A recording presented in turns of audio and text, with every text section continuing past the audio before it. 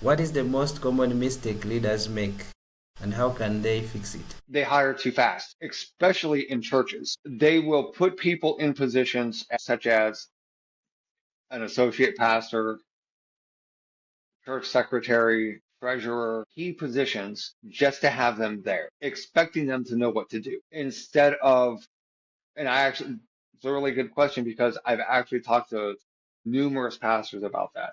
Don't rush it. If you're in the secular world and you need someone to do your finances, you're going to want someone that's qualified to do it. You're not just going to pick someone, right? If you do happen to just pick someone, teach them to do it. I have probably talked to 40 or 50 pastors that pulled people together and said, I need you to do this, but never taught them how to do it. The overall nonprofit world, there's a little bit of that, but not so much because usually nonprofits can get grants and things like that. And they're a little bit more, let's say, financially stable going into it, but there's still the common thread of they hire people too fast. I worked with and it wasn't even a nonprofit organization, it was a for-profit business. It was just getting started. And before they had one customer, they had 5 employees. And the question was, how are you going to pay these guys? Why would you have 5 employees and no customers? Today, we are joined by Dr. Michael Wright, a Christian leadership expert. He is the host on Kingdom Purpose TV, where he explores how biblical values can shape our culture. Welcome, Dr. Michael Wright. Thank you. It's good to be here. You often speak about purpose-driven leadership. In simple terms, what does that look like in a daily work environment? For me, what that looks like is serving a higher purpose, right? Like with where I work at now, I have a job there, right? I'm the head of their finance department. But for me, there's also a bigger purpose. And within that organization, it's not just serving the people that I work with immediately, but it's the overall organization and then the community. And I have to do that with dignity, with respect, regardless of who they are, what they look like, what beliefs they have. And for me, with, even when I had a church or, was coaching other business owners and stuff, it's helping other people and pulling out their potential so that they're a success, whether they're still with the current organization or they move on. It's always about the bigger picture that spreads out just beyond me. And Thank you so another thing that I look for is even with you with your podcast, right? Is why did you start your podcast? What was the purpose behind it? What was the driving factor that caused you to do this? Now, how do we take that and make that the forefront of how you lead, if that makes sense? It does, very much. Thank you. And that leads us to the next question. Many leaders struggle to balance their spiritual life with the demands of running an organization. How can we better align our faith with our business strategies? I think one important thing is,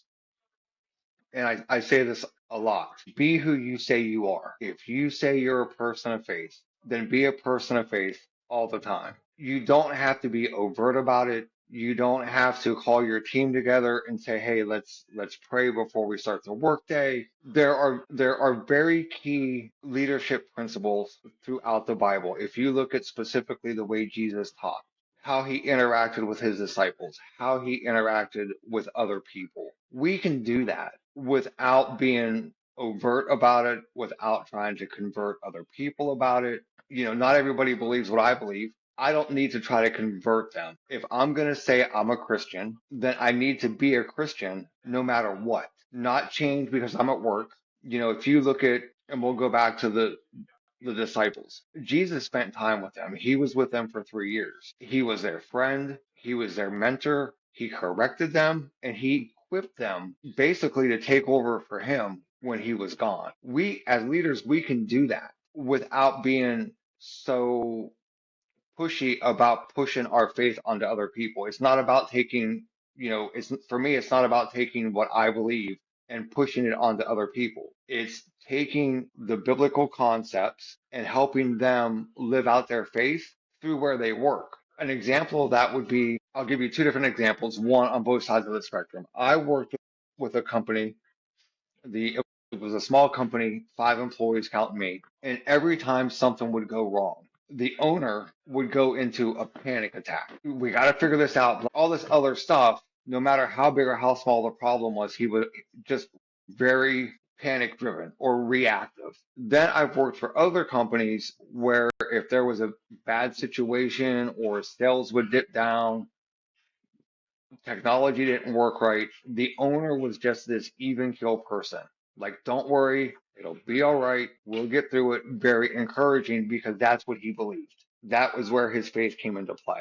I think sometimes as leaders, we need to be more calm and peaceful and maybe a little bit proactive. But if you remember, Jesus says, don't be anxious for anything, right? The word anything includes everything. If we're not going to Another example of that would be when Jesus is walking across the water, right? And Peter sees him in his boat.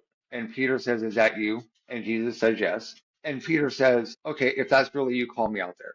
Peter gets out of the boat and starts walking across it, right? But all of a sudden, he takes his eyes off of Jesus and starts to sink. If we look at what caused Peter to take his eyes off of Jesus to begin with, it was the environment around him. The Bible says that Peter noticed the wind and the waves and began to drown. As leaders, I think sometimes instead of getting so focused on the chaos around us, we need to stay centered and calm in serving the calling and the purpose while we're there. Wonderful. Thank you so much. What a wonderful message. Okay, so now let's look at reconciliation. The 40 Days of Reconciliation podcast obviously focuses on reconciliation. How can building a healthy organizational culture help heal relationships and bring people together? I think if there's a conflict within the workplace and two people aren't really getting along that well, we need to find out why, right? Like what happened to cause whatever conflict you guys are having to begin with. That's number one. Number two, we have to find out what was going on. And some people may say it's a little bit invasive and invasion of privacy and stuff, but not only what caused the conflict, but what was going on in both people's lives at that particular time, right? People don't just argue for the sake of argument. There's always something going on behind it. Figure that stuff out first and then have a conversation. Okay, that stuff happened. How can we as a team, how can I, as your leader, and you two as people that follow me or my employees or whatever, how can we work through this so that it doesn't happen again where we all can coexist in the same environment instead of automatically? Now, don't get me wrong, there are cases where we got to write people up. There's cases where we may have to fire them on the spot, but most of the time it's not that extreme to begin with. There's two people that I'm friends with where I work at now. For whatever reason, they are always conflicting with each other. I don't know why. I've talked to both of them a little bit and said, look, we all are on the same team here. We've got to find a way where we can be in the same, where you guys can be in the same room and collaborate on things without a lot of this tension. They're slowly starting to get there, but there's also 15 years worth of tension built up. So it's going to take time to diminish that, and slowly get them back on that professional track. But I think at the heart of it is gently correcting and then being a mentor to them and ask them what's going on, what caused this, and how can we prevent it from happening again. That's really helpful.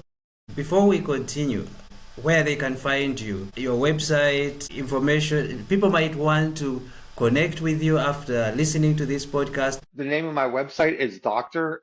Wright, so it's drmwright.com. There's links to all my social media stuff on there, my Facebook page, Instagram, Twitter, podcast, and Kingdom Purpose TV. Also, since it is a reconciliation podcast, when we get done with this, if you can give me a way to get my latest book over to you, I will be more than happy to send it over to you. The name of it is Somewhere in the Middle, and it's a journey from forgiveness, resentment, and peace. Thank you so much. You have a passion for helping people move from calling to impact. What is the first practical step a leader should take to make this transition? Admitting you have a calling, then not denying that. I think sometimes a leader will have a calling to do something and it may not be. I'll answer it with an example. I had a friend of mine and she's like, Michael, I'm praying to God that he will give me an answer to what I'm supposed to be doing. Okay. And through multiple conversations with her, she is in finance, very smart. She was assuming that when she's asking God, what do you want from me? That it would be something finance related, right? Sometimes I think when we hear God call us to do something, it's not what we expect. So we don't recognize the calling to begin with. So the first step is to answer the calling. The second step is to step out on faith. That's a big thing that I see. I've seen people say, well, Michael, God is calling me to do X, Y, Z, but I need to wait. I need to get this, whatever it is. I need to get that done first. And the next question I ask them is when Jesus was walking down the road and he walked up to Simon and said, "Follow me. I'll make you fishers of men." Did he tell Simon go home and pray about it first? Did he go home and tell Simon to get his affairs in order? No. He said, "Come with me. I'll make you fishers of men." And then immediately the Bible says that Simon dropped his stuff and followed Jesus. Even if we go to the Last Supper, Jesus looked at Judas and said, "Whatever you're going to do it quick." When God told Noah to build the ark, he didn't tell him to wait till the water started. He said, "Build the ark." And they built the ark. I don't understand why when people say God called them to do something, they always want to put it off until a later day. No, God said do it. We'll find out soon enough if he actually called you to do it or not anyway, right? So the first step is to acknowledge the calling, and the second step is to move forward with it. He's not going to call you to do something you can't do. It may take you out of your comfort zone a little bit. Doesn't mean you can't do it. Yeah. On the same question, some people may feel like they have been called, but they don't have the resources. What would you say about that? Look at the parable of talents. In that parable, the landowner called three people to do a task based off of their ability to do it and gave them the resources to do it. I think sometimes when people say, "I don't have the resources," they automatically think in a financial sense, right? But are there people around you that will help you financially until you move forward, until you can raise the finances yourself? Is there someone around you that you can contact that will help point you in the direction? God's not going to call you to do something without giving you the resources first. He's going to put people, places, and things in your path. You just have to be able to recognize it. Wow. Yes, such insightful message. Thank you so much. Thank you. You are speaking to many people's hearts. How can leaders ensure they are building systems that honor God rather than just copying what the secular world does? That is a good question. It's also a tough question. There are some systems in the secular world that work, right? Admin is admin is admin. Finance is finance is finance. There's different laws that apply to both of them. But in the nonprofit world, you have a lot more people to be held that you're held accountable for. You have your board of directors, but then you have your donors, right? You have people that are financially supporting your mission. You have to answer to them. If I have a secular business and I'm selling sweatshirts and one don't fit, nobody's going to care. If I have a for-profit business in the secular world and I'm not using the money the right way, I own it. No one's going to care. But if I have a nonprofit or a church that I'm running and all of a sudden there's money missing, people are going to care. 6 months ago, stepped down from, I was on a board of another nonprofit in Louisiana. I stepped down from that. The guy that was running the nonprofit also has a church. He got a grant from the state, went a little bit over budget. So he used the church money to help support his other nonprofit for a little bit. Didn't tell the church that he was going to do it, didn't get their permission. And now the nonprofit doesn't have the money to pay the church back. So now this church is out like 15. So it's, you're accountable to your board of directors, you're accountable to the donors, are the ones that tell you how to spend the money and things like that. And you have to have good financial systems in place. You have to be able to know how to budget your money. You have to know how to manage it better. You have to know how to analyze your budget so you're making the most impact with most of the time fewer resources. And you can't do that without good systems. You can't do it without a system of accountability. You can't do it without a system of a financial system where there's more than one person that reviews your accounting work to make sure that there's no fraud, no embezzlement, no theft. You touched something that is really critical, which looks like a trap for most believers. Yes, maybe you give us some more advice. How can we be sure that we also shine God's light even in our financial lifestyle? I'm sure people do not necessarily take away the money, but the way we make decisions. How can we make sure we don't fall into traps, financial traps? One of the things that we can do, and I learned this the hard way, was we have to manage our debt. We have to, yeah, you go into debt when you buy a house, when you buy a car. When my company was just getting started, I had a lot of business and I needed to hire some people. So I hired two people. One of them moved for a job and the other one moved for school. So it was just me. But then business started to decline. I still had bills I had to pay. I took out a business loan when I had the money to pay for it, but now business starts to come down. So now I have a business loan. I had a couple credit cards that I used for the business. And then it got to a point where when COVID hit, I lost a lot of business for it, but I still had to have a house payment, still needed to buy groceries, maybe not paying attention and not really honoring God, and I admit that, and I've asked for forgiveness. I use my credit cards to pay for stuff. I use it to make car payments. I use it to pay my mortgage. I use it for groceries. Now, eventually I got a grip on it and I got a handle on it and started paying them down on stuff. But out of desperation, I think, and not wanting to be homeless, had a wife, kid, we all needed to eat. I did what I had to do, but what I didn't do was ask God to alleviate that burden and took it upon myself. So we have to be careful with our finances because, if you're not doing the right thing, another example would be, you don't know this, listeners don't know it, but you're going to. I'm not embarrassed by it. I'm not ashamed of it anymore. I was I had a drinking problem for 10 years, and there were times I would come home from work and there would be a notice on my apartment saying, an eviction notice, my utilities are going to be turned off, and my car was going to be repossessed because I was spending more money on habits than anything else. I had friends that bailed me out of it and gave me a check to pay for everything. They never asked me about the problem to begin with. The miracle in that is I got married August 9th of 2008. I haven't had a drink since, but it doesn't negate the fact that I was spending, there were some months I was spending more on bad habits than what I actually made. And I wasn't a good steward of my finances at all.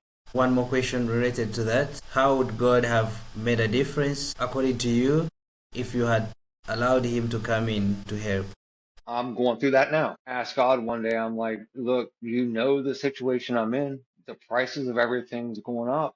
I'm not getting any more business. So I'm asking you to take this off of me. And within a week, I get a phone call and I have an interview for a full-time job, which I really wasn't even looking for. They called me up and they said, we'd like to make you an offer. The offer was, making 3 or 4 times what my business was going to be able to pay me, close enough to, 9 hours away, complete benefits. There was only one catch. I had to leave my wife behind, right? But it alleviated the financial stress. And then when I get up here, I find out, that they're like, hey, just to let you know, we wasn't even going to interview you. Your education and stuff is like really not on your resume. What's up with that? And I was probably in the process of updating it and sending them the wrong one. But for me, when I ask God to alleviate this financial pressure, and then I get a job for working for a company that wasn't even going to interview me, that's a God thing. Plus, I'm still, plus I'm close enough to my family. I can 9 hour drive, so I can go down there and see them. And they've already told me, they're like, look, we know your family's still in North Carolina, so if you want to go down there every couple months for a couple weeks and just work from home, we're fine with that. Yeah, yeah. Thank you so much. Wow, that is a testimony. God answers prayer. Thank you very much. For I got a bunch of those listening, for you, but yeah, I'm sure we have little time today, but we have to close this podcast. Thank you so much. thank you. How I wish you were able to come again and speak to our audience, but today we are going to close. For a leader listening today who feels burnt out or unsure of the next step, what encouragement can you offer them to keep going? Take time for yourself, rest. rest. There are countless scriptures in the New Testament where Jesus just walked away from his disciples. We all need to rest. Make time for yourself. Make time to reconnect. If you're burned out from work, you're probably spending too much time there. Don't be afraid to take a little bit of time off every once in a while, refresh yourself, and just reconnect with God. Thank you so much. It's been a pleasure hosting you on the 40 Days of Reconciliation podcast. What great messages we've learned from you. Thank you so much. Thank you. I appreciate it.